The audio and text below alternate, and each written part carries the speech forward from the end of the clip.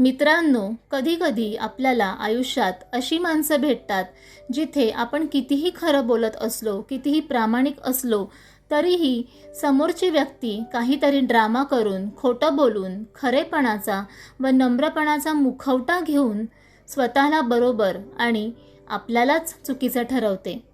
नमस्कार मित्रांनो, स्वागत आहे शिल्पकार मनाचे या आपल्या मराठी चॅनलवर. आज आपण अशा विषयावर बोलणार आहोत जिथे आपण कितीही खरे असलो, कितीही प्रामाणिक असलो, तरीही समोरची व्यक्ती आपल्याला चुकीचं कसं ठरवत असते. मित्रांनो, कधीकधी आपल्यावर अशी वेळ येते की आपण नेहमी प्रामाणिकपणे वागत असतो, आपण खरेपणाने वागत असतो, पण समोरची व्यक्ती असं काही ड्रामा करून, खोटं बोलून किंवा महत्त्वाच्या एखाद्या विषयाला डायव्हर्ट करून ती आपल्यालाच चुकीचं ठरवते.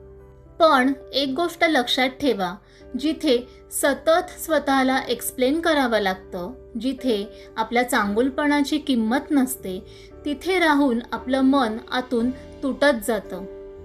कारण जिथे सत्याची किंमत नसते, तिथे कितीही आपण चांगलं वागलं तरीही आपणच चुकीचे दिसतो.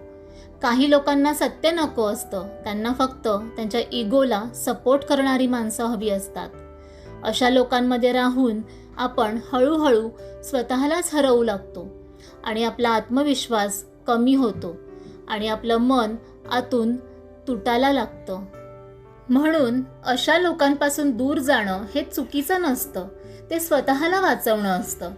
कारण जिथे रिस्पेक्ट मिळत नसेल, मनाची शांतता नसेल, भावनिकदृष्ट्या साथ नसेल, किंबहुना त्याची जाणीवच नसेल, सतत खच्चीकरण होत असेल, सतत तुमच्या चुकाच दाखवल्या जात असतील, तर त्यांना त्यात किंवा त्या लोकांमध्ये राहण्यापेक्षा स्वतःसाठी दूर होणं हे जास्त योग्य असतं. कल्पना करा, एक खूप मोठा खड्डा आहे.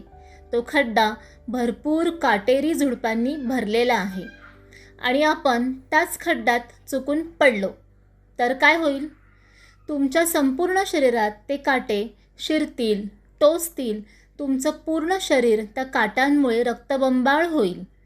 मग तुम्ही तिथेच बसून त्या काट्यांना काढत बसाल की आधी त्या काटेरी खड्ड्यापासून स्वतःला बाहेर काढण्याचा मार्ग शोधाल?